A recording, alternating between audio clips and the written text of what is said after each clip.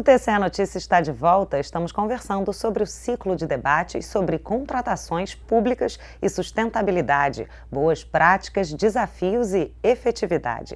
Aqui no estúdio recebemos Marcelo Leone, coordenador do Comitê de Gestão Socioambiental do TCE Rio de Janeiro, e Rafael Pacheco, diretor de Licitações e Contratos do Ministério Público do Estado do Rio de Janeiro.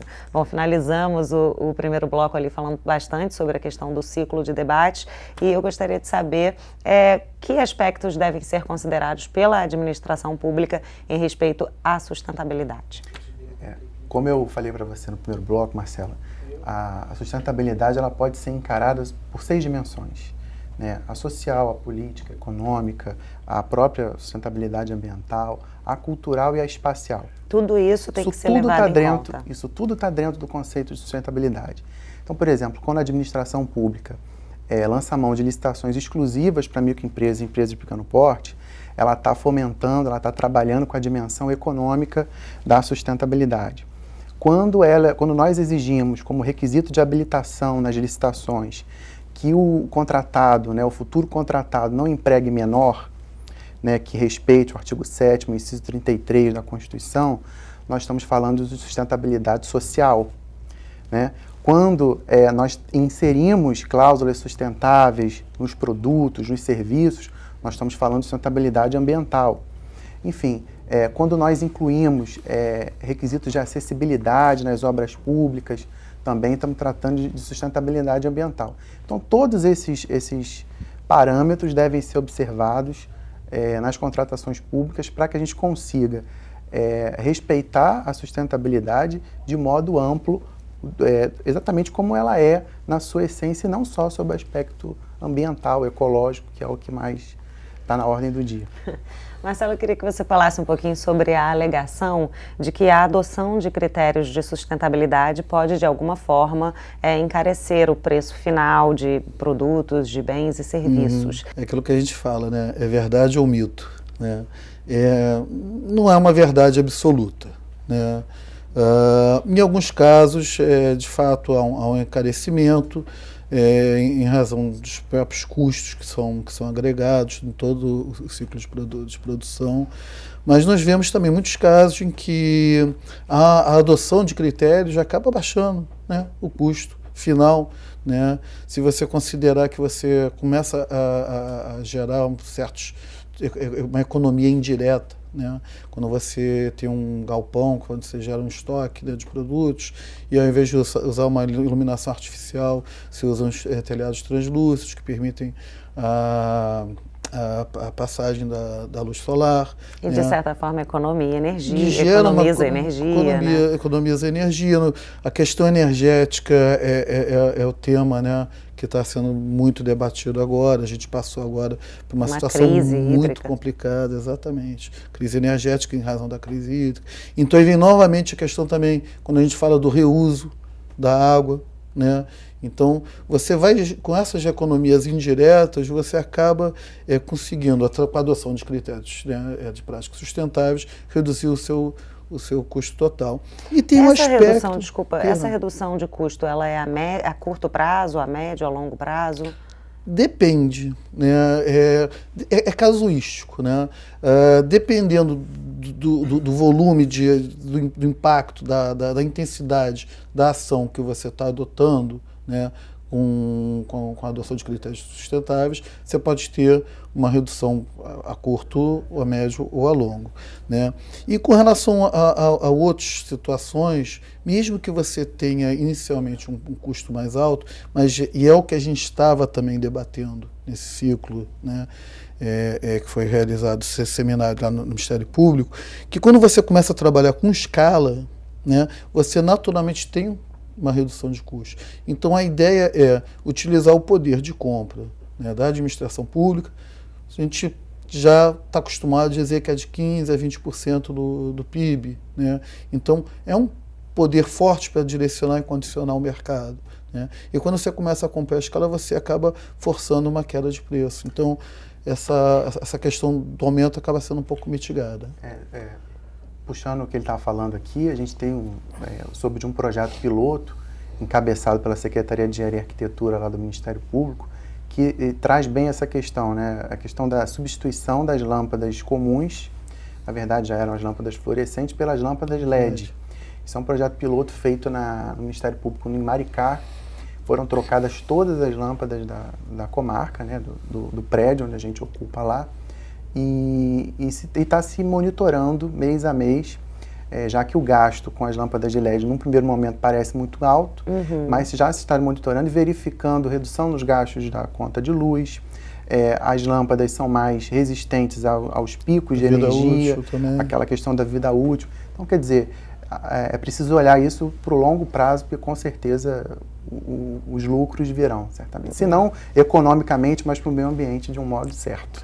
Sem dúvida. Os benefícios são muitos, né? Se for colocar na balança, vale a pena. Passou agora um período pagando com bandeira vermelha, né? Então, o custo da energia estava muito elevado. Agora, em relação à padronização dos editais, você acha que a padronização dos editais de contratação contribuiria de alguma forma para que o poder público absorvesse essa questão da sustentabilidade? Sim. Eu diria que não apenas do edital, mas principalmente do objeto, né? A padronização do bem. Porque um dos maiores problemas que aqueles que atuam na área de planejamento das licitações, né? Que bem comprar, que descrição colocar no termo de referência, no projeto básico, né, que são os documentos que subsidiam a elaboração do edital da licitação, isso gera muito problema. Frequentemente há impugnações, que aquele requisito lançado ele é indevido, ele restringe o caráter competitivo. Então, à medida que a gente tem um formulário ou entra um consenso a respeito da padronização desses bens, isso tende a diminuir esses pontos de tensão entre o órgão licitante e o mercado de uma forma efetiva. E como o Tribunal de Contas, que é um órgão fiscalizador, né, tem analisado os contratos assinados pelos órgãos públicos no que diz respeito à questão da sustentabilidade? Bom, Marcela, eu vou repetir como é que é a situação de controle do Tribunal de Contas. Ele é um órgão que tem jurisdição sobre todos os órgãos do Estado, né, a função fiscalizatória, e todos os municípios do Estado, os 91 municípios, salvo o município do Rio de Janeiro. E que hoje sabemos que não está aí só para fiscalizar e punir, né? Sabemos que também é uma forma de apontar melhorias. E a função pedagógica, né, do tribunal, principalmente com o nosso atual presidente, o Jonas Lopes, ele tem sido ferrenho na função pedagógica, quer dizer, e principalmente com a atuação da nossa Escola de Contas. Está aí o exemplo quando nós fazemos os nossos cursos, nós vamos já aos municípios para poder ministrar cursos, palestras, quer dizer, isso tudo com finalidade de melhor qualificar, melhor aparelhar, né, os órgãos. E não apenas punir. E não apenas punir, porque a punição, na verdade, é o resultado de uma prática ruim. E deseja-se, na verdade, aprimorar e melhorar as práticas. Né? Então vem aí essa função que eu acho que é muito mais importante do que a função punitiva. Sem dúvida. Né? Falando em relação à análise dos contratos? Então, não tem chegado ainda ao Tribunal de Contas processos, né, com licitações adotando critérios sustentáveis. Né?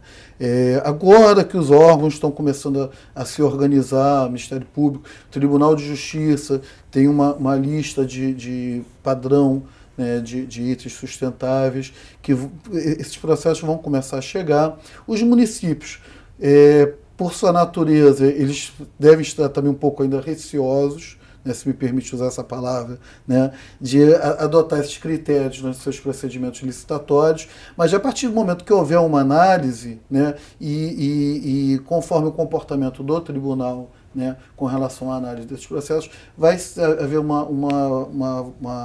um bem-estar, né, dos municípios também encaminharem seus processos e adotarem essas práticas. Né. O tribunal, costumo dizer, ele não é um órgão proativo nesse sentido. Ele não dita regras, ele é um órgão reativo.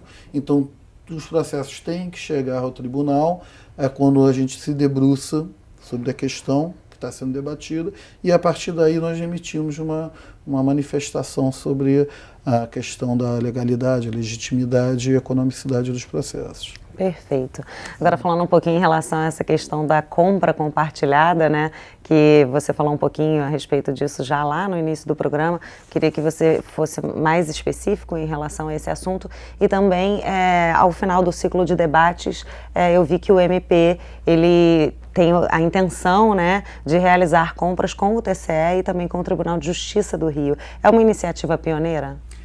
E especificamente sobre as compras compartilhadas, como eu disse um pouquinho antes, é uma maneira de juntar as demandas de diversos órgãos públicos a respeito de um mesmo bem e com isso conseguir aumentar a quantidade e ganhar com o ganho de escala. Basicamente a noção é essa. E principalmente as compras compartilhadas sustentáveis é que é a grande cereja do bolo, porque são bens geralmente mais caros do que os bens de natureza comum. Que foi essa questão que estávamos conversando. E quando a gente soma as demandas de vários órgãos, a gente consegue diminuir o preço e aumentar essa quantidade e fomentar o mercado. Então essa ainda é mais uma sugestão, né? Exatamente. Então, ao final desse ciclo de debates, respondendo a sua pergunta, sim, a Secretaria-Geral do Ministério Público anunciou lá no ciclo, no final do ciclo de debate, a instauração de um procedimento administrativo interno para que a administração superior, eu não sou o Ministério Público, não tenho condições de representar o Ministério Público, quem o faz é o Procurador-Geral de Justiça, então isso vai passar pela administração superior para que ela analise a conveniência, a oportunidade de que a gente passe, de repente, a tentar licitar em conjunto, compra compartilhada com o Tribunal de Justiça, com o Tribunal de Contas, com órgãos autônomos do Estado, que a gente chama, né? E com isso conseguir levar a cabo essas compras compartilhadas sustentáveis. O importante é sempre adotar o melhor caminho, né? Exatamente. Exatamente. Perfeito, gente. Muito obrigada pela participação. Sejam bem-vindos sempre. Obrigado. Muito obrigado. Uma boa tarde. Boa tarde a todos. E o TCE Notícia de hoje fica por aqui. Para assistir novamente a este programa, acesse www.alerj.rj.gov.br. Muito obrigada pela sua companhia. TV Alerj, o canal do povo fluminense. Até a próxima.